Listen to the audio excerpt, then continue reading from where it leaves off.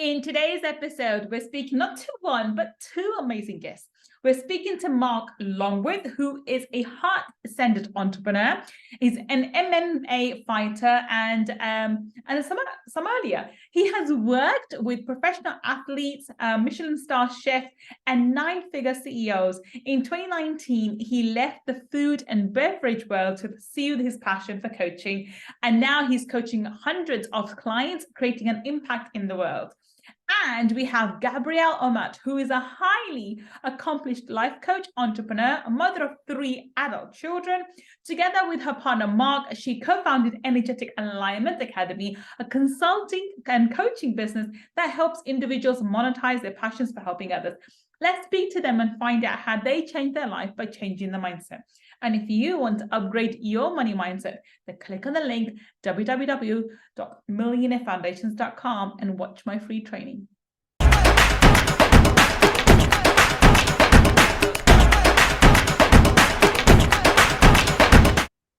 Welcome.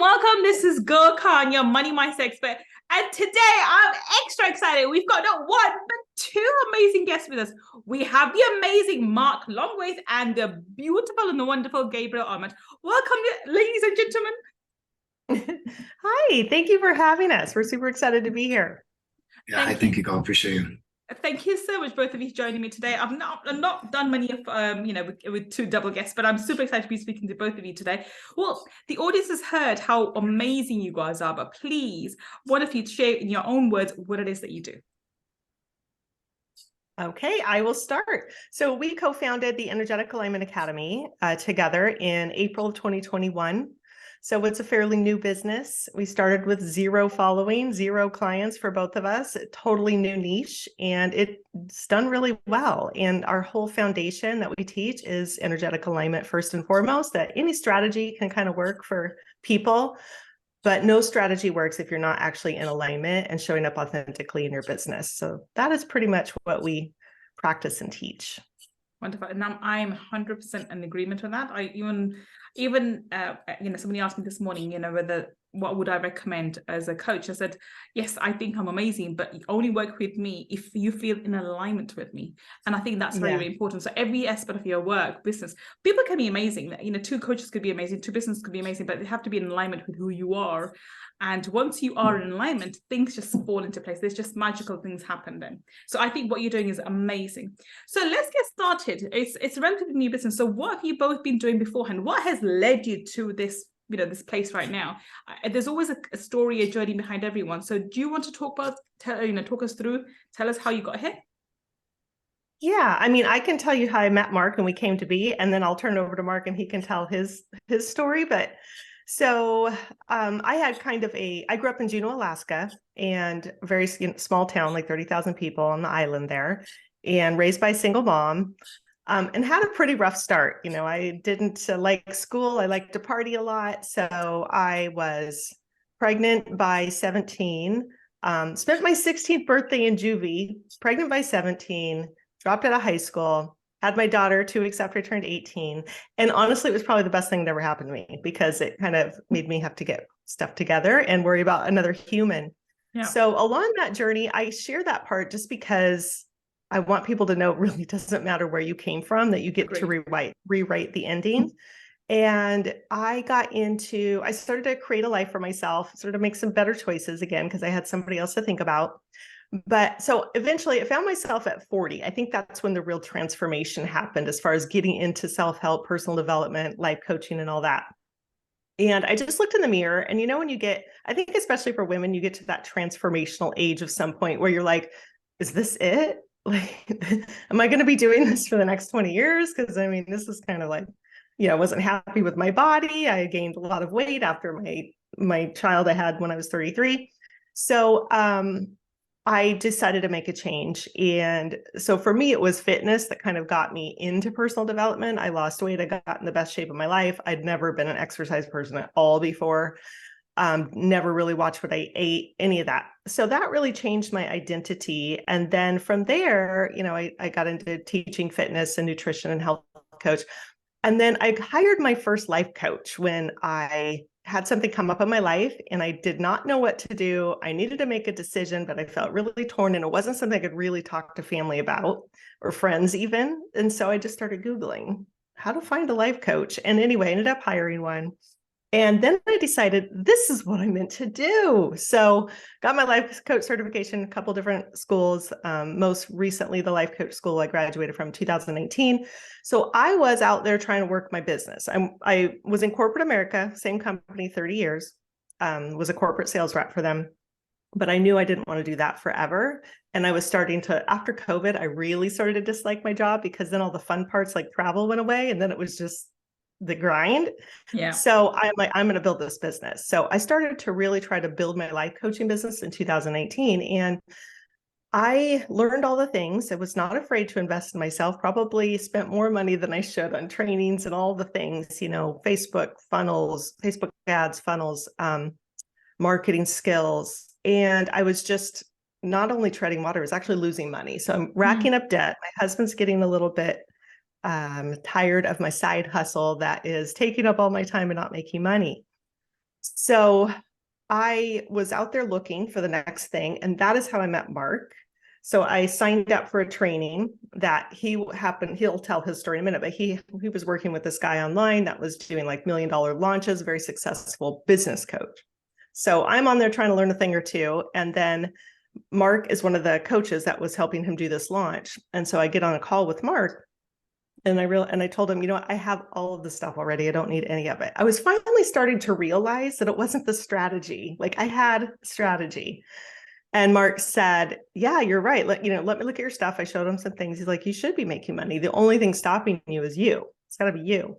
Mm-hmm. And so long story short, I couldn't, we made a deal. He made me a deal, I should say, because I couldn't afford his rate at the time. And he gave me a couple free calls and then he made a special deal and we ended up working together. And I hired him as my coach. And month 2, my income doubled. And month 3, my income tripled.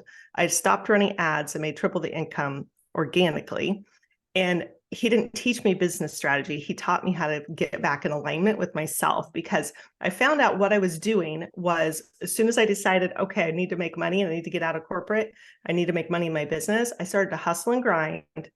And I completely lost that connection with myself and with spirit. Like I used to get up at 4 a.m. in the morning and do a Dr. Joe meditation and write my affirmations and my journaling. Like I had a whole routine every single day for 2 years and never took a day off until I started working from home and trying to build this business. And then my brain told me, you don't have time. You have to just do this stuff. So after our engagement was over, I said, hey, do you want to do a little project? Like maybe we could teach other people that there's more to business than just strategy. And we can give them that, of course, because I know all that stuff, but like really that energetic alignment piece. And then, yeah, so that's how it was born. And Marc's story makes mine look so vanilla. So Marc, how did you come into this area and how did you end up being here right now? So I'll start from the beginning. I'll make it quick though. So I grew up in a very chaotic environment. My mother and father were having an affair. They had me. They both had 2 daughters from previous marriages. My mother was married a total, I think, of 8 times. And that side of the family that my sisters on that side were from were all kind of, my uncles were drug dealers. My sisters were drug dealers. My grandfather went to the same prison my uncle went to.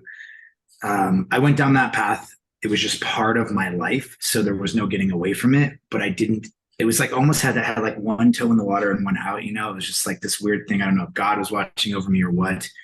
I found boxing when I was 12 and then martial arts when I was 14. And that really kind of tightened me up and changed my discipline. I went from 14 years old. I wound up taking that school over as a black belt at 24 and teaching there for years. I fought professional MMA. And that was my direction to get out of, you know, all that energy that was put in negativity. It was much more positive and it was much better funneled, for lack of better words. During that time, though, I was in the food and beverage industry in Las Vegas, and I was a busboy and then a food runner. And then I worked my way up to a server and then a sommelier. So I ran like a wine program. And I just knew that there was so much more for me than just being an employee. So I got together with a bunch of buddies and we opened up a brew pub in downtown Las Vegas. And that sounds like, oh, we opened up a brew pub, but it was actually 4 years of brewing every day in my garage and accumulating $250,000 between us, and then raising another $500,000 from the late Tony Shea from Zappos. And we became the #1 brew pub in Las Vegas. And because of that, I was able to start consulting a little bit. And as I started consulting, I noticed that like the businesses were great. There was no problem. The SOPs, the standards, it was the people. So the people were always the ones that needed the help. So that was what kind of sparked my interest in coaching, is I was like, oh, these people are the ones that need the guidance. So I got to a place where I was just much more driven than my business partners, and I needed to get away from that environment. And I hired a coach, pretty well-known coach out of Hermosa Beach. I think it was like $10K for a few months to work with him. And it was phenomenal. It was life-changing. And right away, the first thing he says is like, I think you're built to be a coach. And I'm like, why would you possibly say that? You know, I just never thought of that. Even though I'd coached a ton of fighters growing up and it was part of who I was, I just didn't see myself. And he pretty much said, listen, he's like, what did you do this week? And I said, well, you know, I had a couple of buddies that needed like a workout program, some nutrition stuff. I followed an LLC for another friend, a trademark for another friend. And I just realized in that moment, like, wow, like I actually just am always helping people and I enjoy it and I can monetize that.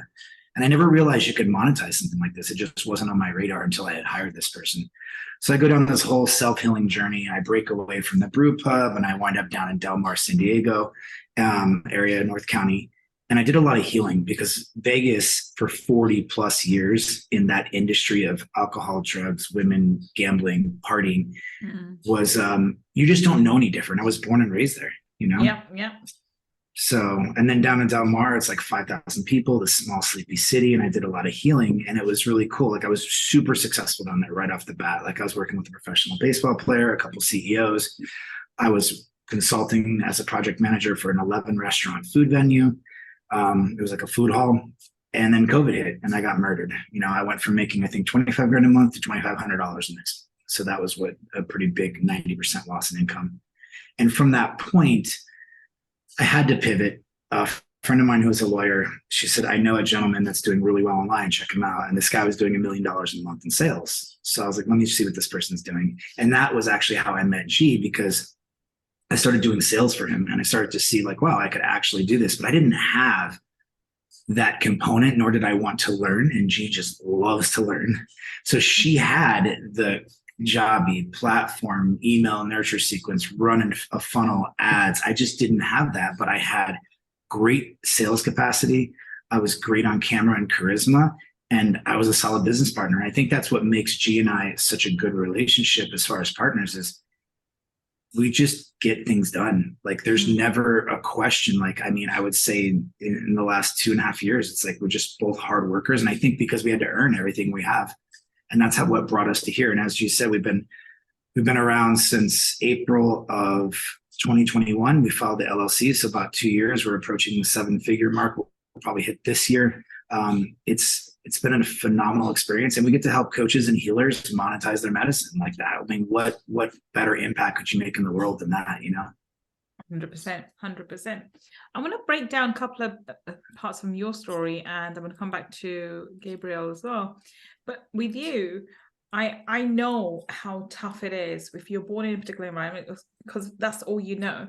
And it's a lot deeper than that, because you've been programmed to think in a certain way. Most of your programming is given between the ages of 0 to 7. So if you're born in that environment where drugs and alcohol and jail is normal, it's very difficult to break away from that and to have a different, image for yourself. Because if you don't have a certain different image for yourself, you cannot break free. Doesn't matter where you are, you'll pull yourself back into that environment. How did you work on your self-image? And I know you mentioned the fact that at the age of 14 you started doing martial arts. Is that what helped you to view yourself in a different, because self-image has to come first. So is that what broke free from your image of, I'm going to be a drug dealer, I'm going to be, back in, either in and out of jail, whatever, like everybody else I know, and guns and everything else is normal for me, to, you know what, I've got this amazing life, I love my life, and I can, go down a different path. Talk us through that, because this is a major thing. Now, the reason why I bring it up, yours is a bit extreme. However, people who are listening to this will be, the corporate, ex-corporate employees or currently corporate employees. Their self-image is, I work for a company, I'm in a senior position, I can't leave this, I can never be an entrepreneur, I can never, build a business for myself, I don't know how to do sales, I can't ask for money. Being English, by the way, that's a major thing for us. We asking for money is a major thing, and in sales you have to ask for money. So that they for them to break free from that self-image is a lot easier compared to yours. So I want you to talk us through, how did you form a new self-image where you weren't going down the same path that everybody else around you was? So that's a great question, and I'm going to approach it from a principle perspective. So something that G and I believe in deeply is that we believe we are expanders, and we have expanders for us. So I think you come into contact with people or situations that expand you. So I'll start with a simple fact that I do have a strong faith, like I believe in a higher power, and I've always felt like something was watching over me, right? So let's just keep that in the back pocket. That's unexplainable. I can't make it tangible, but I believe that was a big part of why I didn't necessarily. I believe that too. So yeah, I believe in God, and people can name whatever term they wanted, and I call it universal energy and whatever, divine energy. But yeah, higher power, hands down. That's what I believe in as well. So we're in alignment with that. Come on. Definitely got to give a percentage to that. I don't know what the percentage is, but I got to mention it. But I was going to say is, a couple of things for expanders for me was for sure the martial arts, right? Like this is just something that I didn't have the greatest, father figures. This was a high level of discipline. It was something I enjoyed, and it was hard. I had to work, right? It just wasn't going to be given easy to me. The school was very difficult too. Thousands of people came to that school. There's only 5 black belts in a 15-year period, and I was one of them. So I had to work really hard for that. Another thing I wrote down here was the Bellagio. Like I opened the Bellagio in 1998, and just being in a place where, you're just surrounded by a different caliber of individual. I mean, you're talking $1 billion hotel in the 90s. It was where everybody wanted to be. They filmed Ocean's 11 there. It really elevates you and expands what's possible, because you're like, oh, if so-and-so can do it, maybe I can do it too. So that was another huge expansive point. And then also, I had a girlfriend when I was 14. We were together for 7 years. She was Iranian, and it was a very different environment than I was used to, right? You're talking Iranian family, Middle Eastern, extremely connected and close. So I got to see what that was like. I was in love with somebody, so I had purpose beyond myself to live, right? So those were kind of the turning points for me, I think, that I really started to expand and shift. And then I would just like to tell everyone that it's not an overnight process, and it's not one thing. It's just this continuous journey of I tell people all the time, it's like a ladder. It's like you're just going up one rung, maybe you go up 5 or 6, you drop back 2, and then you go up another. But the goal is to keep climbing, and that's kind of how I saw it. So I love that. I completely agree.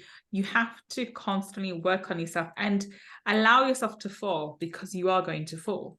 And I think that's a great analogy, a great analogy. I'm going to go back to Gabriel now. Gabriel, I'm going to ask you the similar question, because once again, being a single mother who's coming out of Juvie at 16, having, being pregnant at 17, having a kid just when you turn 18, I know that's a big shift for, because as soon as I became mother, as soon as I was pregnant, forget the giving birth, as soon as I knew I was having my baby girl, I was a mom, and my whole outlook, everything around me changed.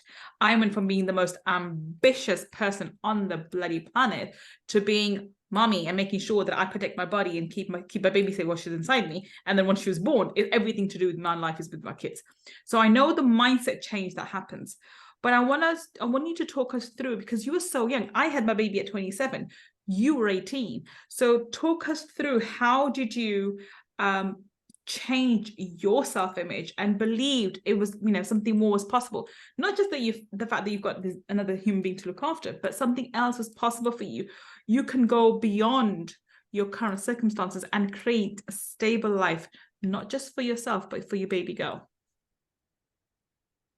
I think about that too, because there was a lot of people I grew up with that they had kids, and it really didn't change their life very much. Yeah, unfortunately. exactly. That's what I want to say. There's an incentive there, but whether you rise to the challenge, that's a different category altogether. And that's what differentiates the winners from the people who could have been winners. Mm-hmm. I think one of the things that has been really powerful in my life actually came from my mother. And I had all these things about my mom that she didn't do right, like a lot of us do, that I wasn't going to be like that if I was a mom. But one thing she did do right was she made me accountable for every decision I ever made. And she told me from a very young age, I want you to be independent. I don't want you to ever be dependent on a man because I don't want you to be stuck somewhere that you don't want to be in. She also told me where I could find sympathy. And can you say any bad words on this? Should I censor myself? Oh, please don't. We don't say bad words on this. Every now and again, slip up, but she would, I won't then. I'm glad I asked. She's just used to tell me that you can find sympathy between an SH word and syphilis in the dictionary. That was kind of her go-to anytime like I was in a bind or I needed help with something. She was basically very much, you made your bed, lie in it. No, lie in it. So as much as that was very tough love, like, boy, did it make me really own my own results in my life. Yeah. And what I've noticed is that people who don't pull themselves out of it, they're blaming all of their circumstances for their problems. And I never did that because I was taught from a very young age, the best news is when it's your fault and it's your problem and you created this, you get to create something new if you don't like where you're at. And so 100%. I honestly think that that is a big difference between the people that pull themselves out and the people that don't. As when you own it, like it's one of Marc and I's core values that we talk about in our business too, is radical responsibility, because it's so empowering to me. Like I love that I am responsible for the results and all the choices that I've made in life got me to this point today. So I'd say that was probably the biggest thing. I love that because I do believe when you take personal responsibility for everything showing up in your life, on one hand, you can feel a bit overwhelmed thinking, oh my God, what have I done to my life? On the other hand, the equal and opposite reaction should be, oh my God, if I can create this, what else can I create? And I remember that in my personal life, because when I went down the rabbit hole of personal development and everything else, I remember when I manifested my mother's exact life. So I grew up in a single parent household. I ended up being a single parent. And anyway, that's the story for another time. My aunt said to me that, oh my God, your mother must be turning in a grave because, you've literally replicated her life. When I heard that, instead of feeling, oh my God, oh no, my daughter's going to go through the same shit that I went through and all the rubbish that I went through and everything that happened to me, I thought, hang on a minute, what just happened? Right? So my mother, who was an immigrant from Pakistan, and I, who is a barrister, lawyer from the UK, has done X, Y, and Z. I've got the exact same life as my mother. Something's off. This means imagine how powerful a manifestor I have to be to create the exact life as my mother. If I can do that, what else is possible for me?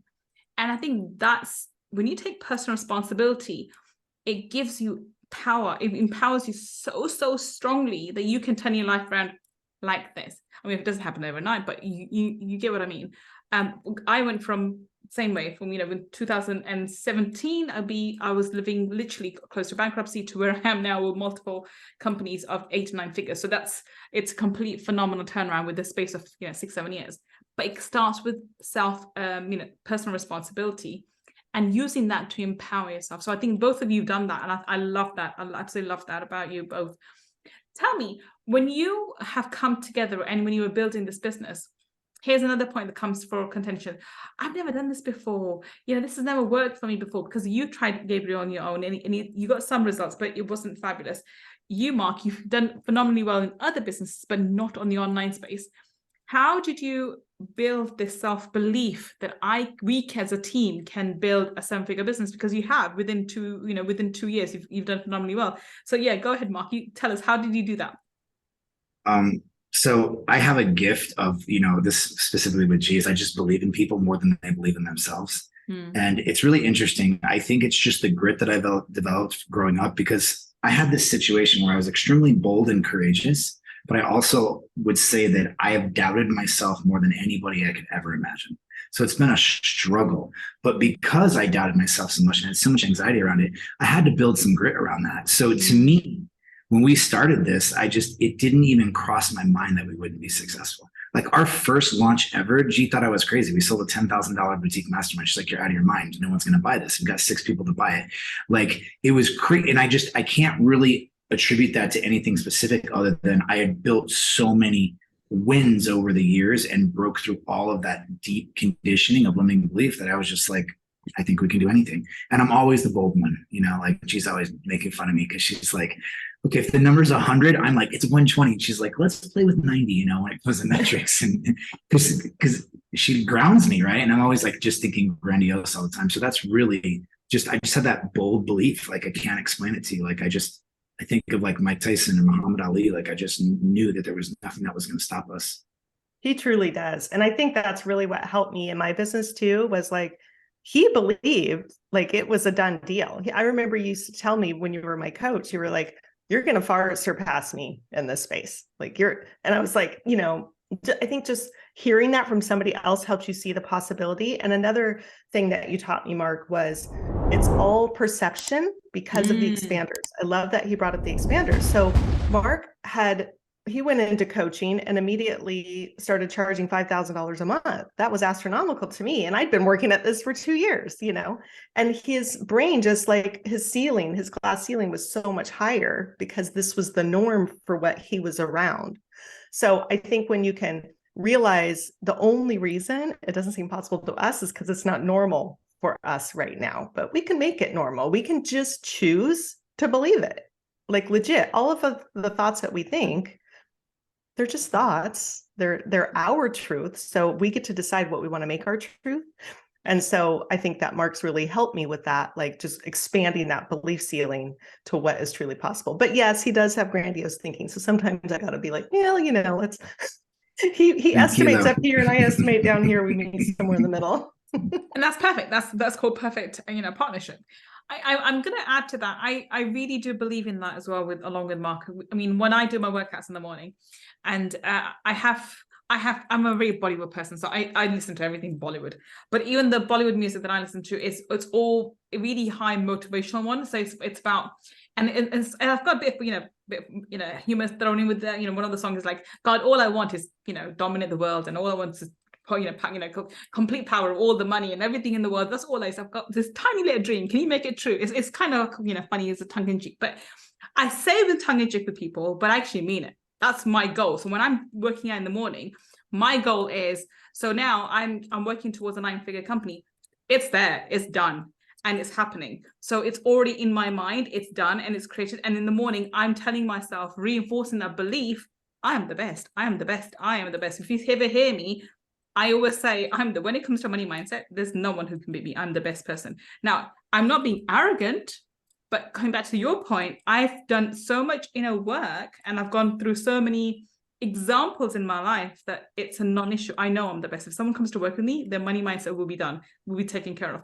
But that belief came first, and that was reinforced with the work ethic and with evidences you produced over your life. And I think that's what you're talking about. You have this grit mentality because you've worked through it so many times. So now when you think it, you've got evidence to support it. So now you know you're amazing because you've worked at it, you've got evidence to support it, and now it's almost like a paradigm. You don't think beyond, you just can't think beyond it. It's just a matter of fact. And that reminded me of myself, because this morning, when anybody looks at my life and think, oh my God, she really, I am like you, Marc, really thinking high. But I don't have anyone like Gabriel to bring me down. So I'm like, oh, someone should ground me, but no one does. But I'm always out with the fairies. But then I have that mindset. I'm going. Because, you know, the only thing that pulls me back is my kids, making sure that I don't spend too much time working. So my time is very valuable with my kids. So I am mother first, businesswoman second. That's the only thing that will hold you back. But the whole point is you can create anything. And then you two are prime examples of that. As long as you hold on to the belief that you can do it, you can do it. And then obviously you don't sit on your backside and do nothing. You put the work in, and both of you have been doing it, which I congratulate you both on. I think that's amazing. So hats off to both of you. So well done. So we're going to wrap this episode up. We have to have both of you back on Money Talkies, but today's been fascinating talking to both of you. Can both of you give us some parting comments about what the lessons you've learned to get to where you are? And anybody listening saying, you can think, well, Gabriel, you're lucky, you found Marc, or you worked on yourself, or God gave you direction, or you had God forbid, you had a baby at 18, of course you became a mother, and of course you know what to do. And same thing for you, Marc. Well, Marc, of course, you found martial arts at 14, so you know what to do. People always give excuses for why you succeeded and why they can't. Can you counter that, please, both of you, one at a time? I think I'll say that one thing I've learned, and this may sound really crazy, but our trauma and all those things that we use as excuses are actually gifts. And I think if you take a moment to absorb those as gifts, I have friends that are trust fund children and they have no grit, they have no sustainability, and they can't actually do what I've done because they don't have what you just talked about, building it all this tangible stack of evidence over time. So when you look at it and say, I wish I was like that, no, you don't. I promise you don't. You would have no purpose, no drive. I look at some of just an example, a lot of people that made a lot of money in crypto and then it fell off, but they never actually built the money. So they don't know how to sustain it. So these things that you think are traumas, they're actually what are making you into this person that is great. And you can't do it any other way. So reframe that to what a blessing, what a gift. Thank you. What are you trying to show me? I love that. Gabriel? I would say trusting yourself and believing in yourself, because I didn't really have anybody that believed in me till I met Marc. And then he believed in me really hard. But just, as an example, if a lot of the people that listen to your show, they're in corporate America and they don't want to be, and they have these dreams. When I quit, I cut the golden handcuffs. I had a pension, I had a 401k. A lot of people don't get pensions anymore.